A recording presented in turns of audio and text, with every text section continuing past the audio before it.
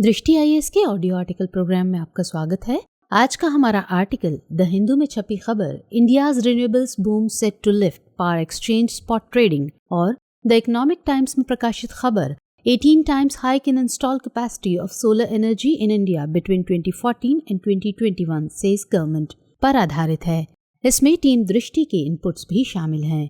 ये audio article GS paper 3 के विज्ञान एवं प्रौद्योगिकी खंड से जुड़ा है। तो आइए लेख की शुरुआत करते हैं, जिसका विषय है सौर ऊर्जा और भारत। हमारे वीडियो अंग्रेजी में देखने के लिए फॉलो करें हमारा ही दूसरा यूट्यूब चैनल दृष्टि आईएएस इंग्लिश।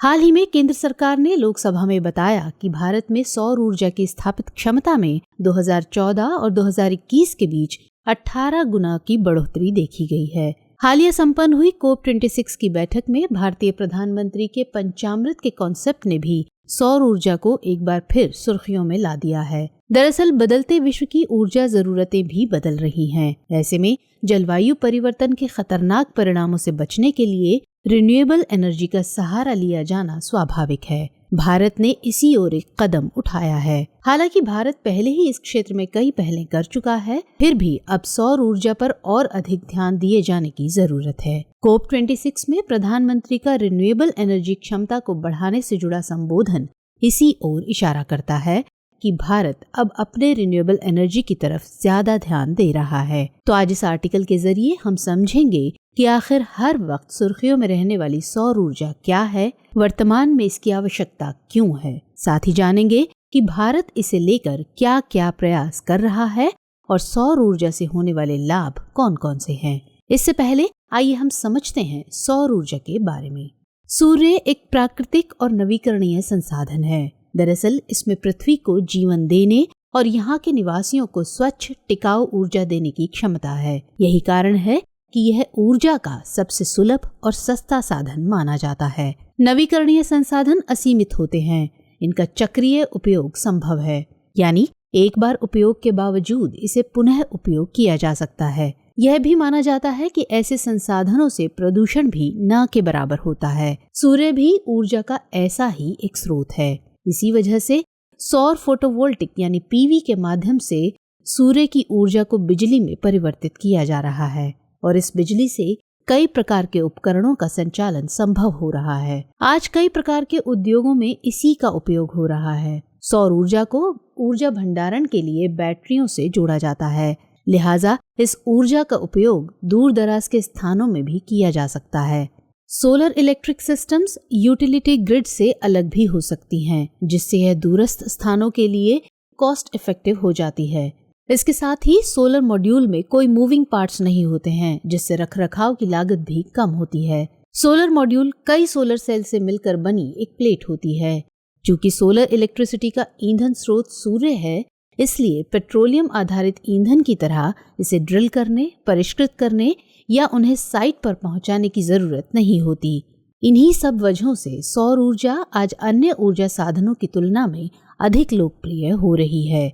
इसके चलते विद्युत आपूर्ति को बढ़ाने के लिए अब घरों और व्यवसायों में छतों पर बिल्डिंग इंटीग्रेटेड फोटोवोल्टिक सहित पतली फिल्म सौर सेल्स का उपयोग किया जाता है। बिजली आपूर्ति के लिए घरों में कई क्लासिक क्रिस्टलीय सिलिकॉन पैनल और अन्य उभरती प्रौद्योगिकियां भी स्थापित की जा सकती हैं।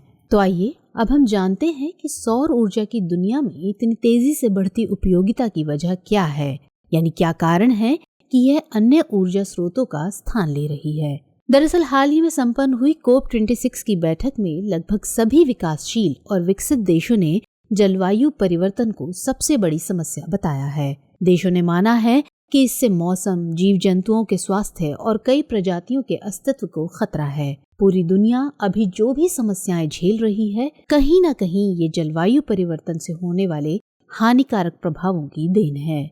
ऐसे में पूरी दुनिया को जलवायु परिवर्तन के हानिकारक प्रभावों को कम करने के लिए एक साथ आना होगा। इसके लिए स्वच्छ ऊर्जा को अपनाए जाने की जरूरत है। रिन्यूएबल एनर्जी ही इसका बेहतर विकल्प माना जा रहा है। ग्रीन एनर्जी के प्रमुख सोर्स के रूप में सौर ऊर्जा को ही देखा जा रहा है। भारत की ऊर्जा मांग का बड़ा हिस्सा जीवाश्म ईंधन पर निर्भर थर्मल ऊर्जा से पूरा होता है। इससे पर्यावरण प्रदूषण भी होता है। सौर ऊर्जा संसाधन का स्वच्छ रूप है जो एक बेहतर विकल्प हो सकता है। सौर ऊर्जा की प्रचुरता भारत की स्वच्छ ऊर्जा मांगों को पूरा कर सकती है। भारत अपनी ऊर्जा मांगों को पूरा करने के लिए आयात पर निर्भर है, जिससे ऊर्जा सुरक्षा के संबंध में भारी व्यय और अनिश्चितता हो रही है। इसके अलावा भारत एक विकासशील अर्थव्यवस्था है। इस नाते औद्योगिक विकास और कृषि के लिए बिजली बहुत जरूरी हो जाती है। भारत को बिजली उत्पादन में आत्मनिर्भरता और न्यूनतम लागत की जरूरत है। 21वीं सदी में सौर ऊर्जा अक्षय ऊर्जा स्रोत के रूप में तेजी से आकर्षक बन गई है। इसकी सहज उपलब्धता और इसकी गैर प्रदूषणकारी विशेषताएं सीमित जीवाश्म ईंधन, कोयले, पेट्रोलियम और प्राकृतिक गैस से अलग हैं। दुनिया की लगातार बढ़ती आबादी संसाधनों पर दबाव बढ़ा रही है। इसे कम करने का सबसे बेहतर उपाय है ऊर्जा की उपलब्धता के कई नए रिन्यूएबल साधन की खोज, और सौर ऊर्जा इसका प्रमुख साधन है। ग्लासगो में हुई COP26 की बैठक में प्रधानमंत्री का पंचामृत का कॉन्सेप्ट कहीं न कहीं ऊर्जा से ही जुड़ा है, और यह पूरी तरह जलवायु परिवर्तन को ध्यान में रखते हुए विकास की ओर ध्यान देने का इशारा करता है। यह इस बात को भी दर्शाता है कि आखिर क्यों पूरा विश्व अब ग्रीन एनर्जी की बात कर रहा है। पंचामृत भारत की तरफ से इस क्षेत्र में किए जाने वाले प्रयासों की ओर ध्यान खींचता है। प्रधानमंत्री नरेंद्र मोदी ने पंचामृत के 5 बिंदुओं पर आधारित घोषणा की कि भारत का पहला एजेंडा देश की गैर जीवाश्म ईंधन आधारित ऊर्जा क्षमता को 2030 तक 500 गीगावाट तक बढ़ाना है।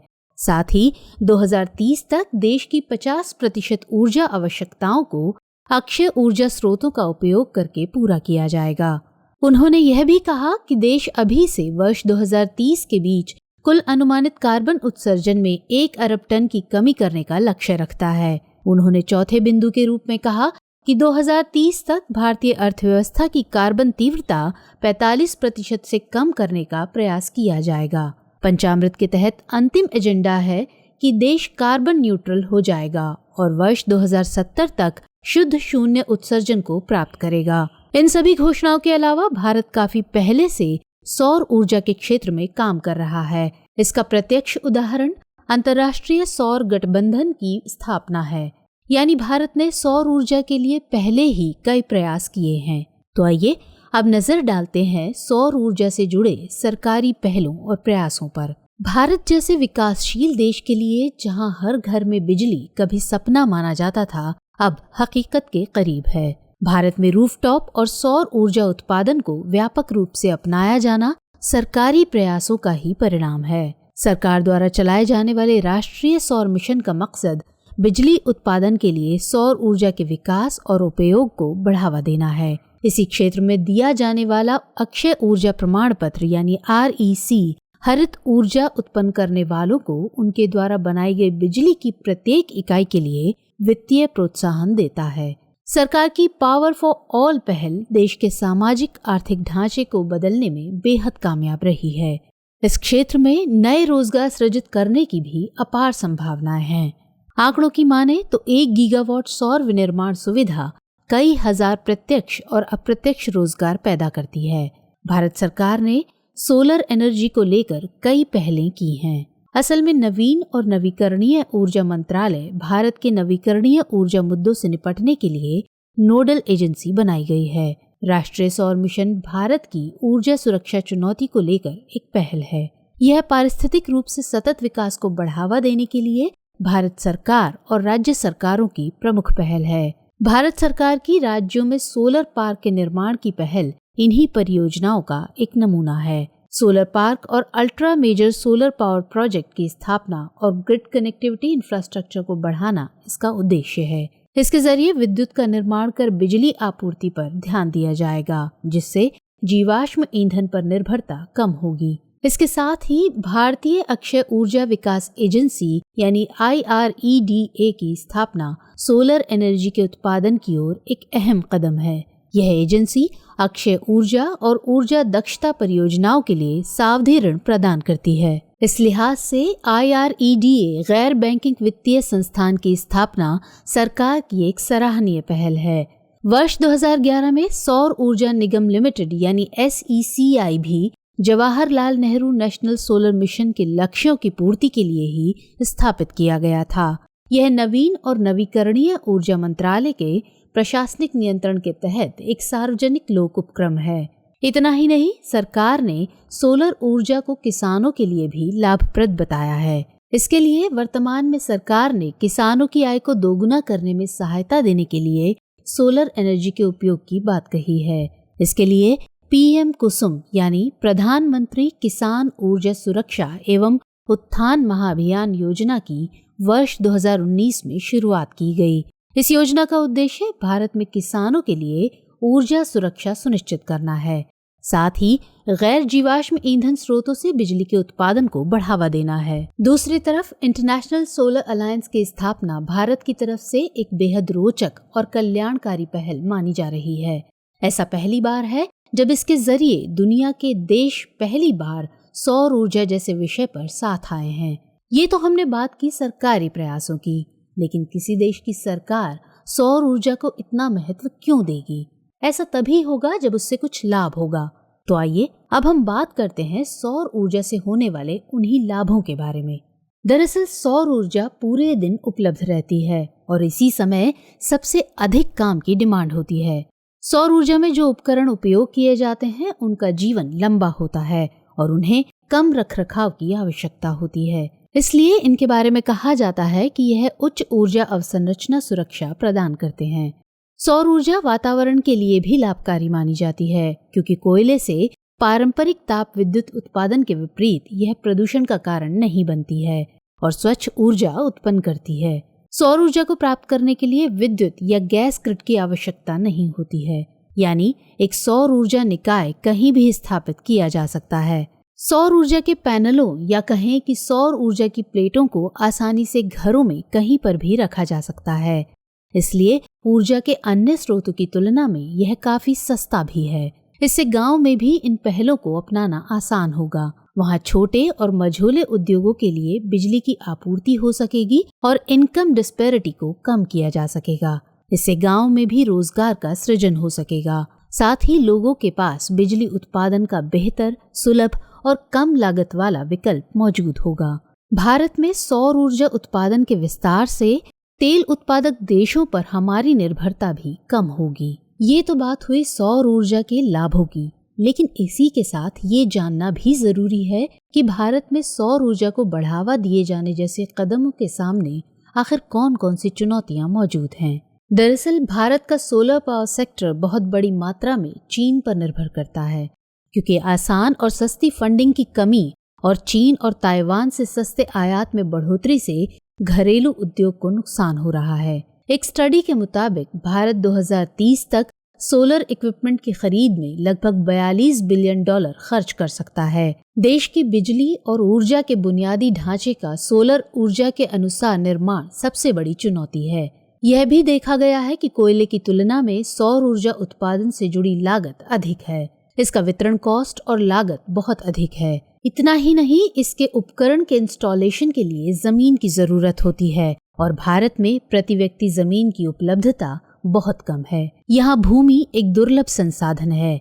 यहाँ भूमि को लेकर विवाद के मामले भी बहुत चर्चा में रहते हैं। सौर ऊर्जा निर्माता लाभ कमाने के मकसद से ज्यादातर निर्यात बाजारों पर अपना फोकस रखते हैं।